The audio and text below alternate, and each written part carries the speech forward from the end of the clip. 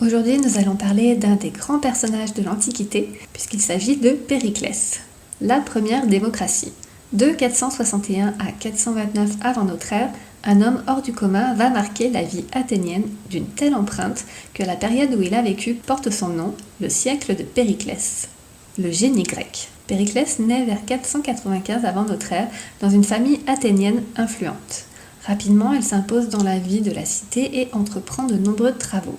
Il fait édifier d'immenses murailles, les longs murs, entre la cité et le port voisin du Pirée, le chef de tous les Athéniens.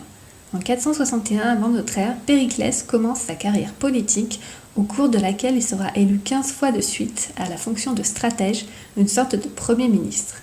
Pour lui, même le plus modeste des citoyens doit pouvoir participer à la politique et décider du sort de la cité. Pour cela, Périclès décide de verser aux citoyens les plus pauvres petite somme d'argent, leur permettant ainsi de participer à la vie politique. Une cité éclatante. C'est l'âge d'or d'Athènes, qui rayonne dans tout le bassin méditerranéen jusqu'à la mer Noire. Savants, philosophes et artistes font la gloire de cette cité prospère et peuplée de plus de 330 000 habitants. Toute sa vie, on se moquera du crâne allongé de Périclès, qu'il dissimule derrière un casque de soldat et qui lui vaudra le surnom de tête d'oignon. Les citoyens d'Athènes se retrouvent sur la place publique, l'Agora, au pied de la colline de l'Acropole. L'Agora est le centre de la démocratie de la cité.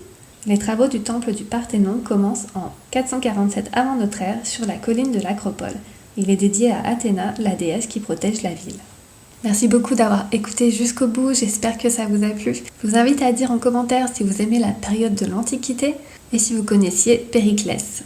N'hésitez pas à liker et à partager à des personnes que ça peut intéresser. Et n'oubliez pas de vous abonner pour être tenu au courant de toutes les nouveautés. Et moi je vous dis à très bientôt.